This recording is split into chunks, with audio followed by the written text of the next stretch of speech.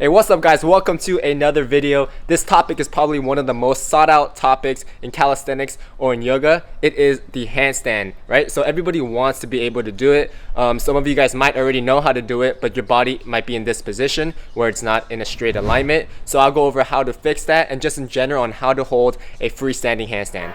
Let's get it.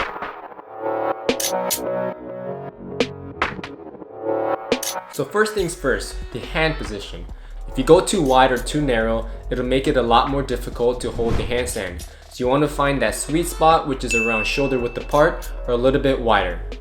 Next, once you place your hands on the floor, spread your fingers, and this will give you a wider base and better control of your body. You'll also be able to use your fingers to find your balance. The focus point is on the base of your hand. So if you're leaning forward, you can use your fingers to go back. And if you're leaning backwards, you can use the bottom of your palm for resistance. Obviously, your palm doesn't have as much resistance as your fingers. Well, unless that would make it a lot easier. The next thing is your leg position. One leg should be straight while the other leg is bent. The bent leg will be the leg that you push off of to get your body up and into the handstand position. For this part, you can choose whichever leg you want because it really doesn't matter.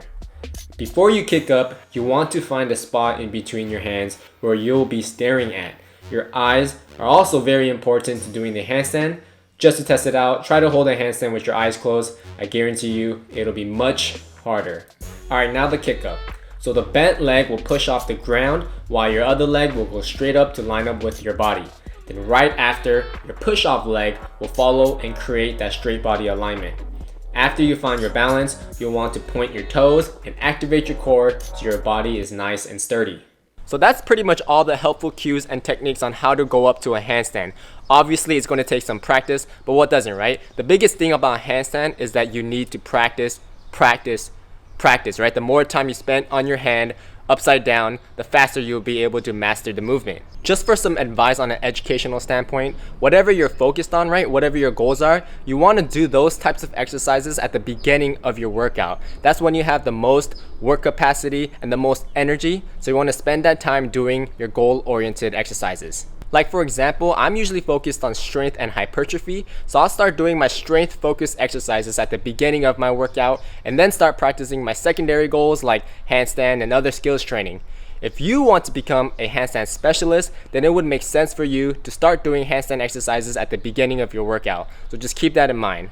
But anyways, going back to the handstand, let's jump into some common mistakes and how to fix those mistakes. The first common mistake that people tend to do is the banana back. Technically, if you hold a handstand with a banana back, I mean, you are doing the handstand, but it just doesn't look good, and honestly, you'll find it less taxing on your body when your body is straight. There's two reasons why you have a banana back. One is APT, or anterior pelvic tilt, and the other is shoulder mobility.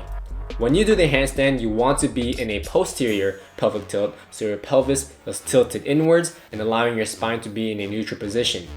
Regarding the shoulder mobility, you want to be able to extend your arms back so it's lined up with your body. To be honest, I don't have the best shoulder mobility, but I have enough to be in a straight line throughout the whole handstand motion.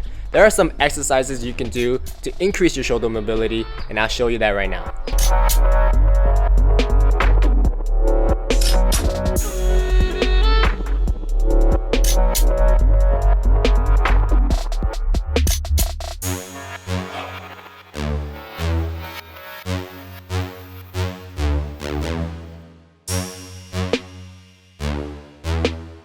Another common mistake is not having your shoulders shrugged all the way.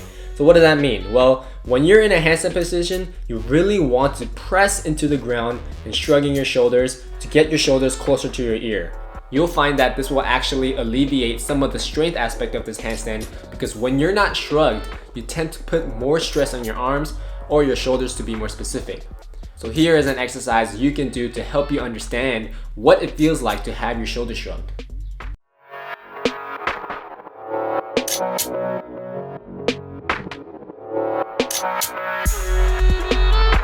Now let's jump into some exercises that will help you with these three factors. 1. Strengthen the muscles used for the handstand. 2. Understand and master the balance aspects of this movement. And 3. Help you practice the full motion of the handstand from start to finish.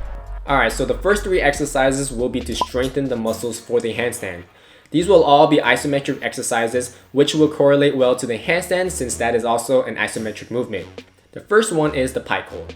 This will be the easiest exercise that I show you in this video. One of the benefits of this exercise is that you can adjust your body to fit your skill level. The closer your feet are to your hands, the harder it gets. So pick a position where you feel most comfortable. The second exercise is the elevated pike hold.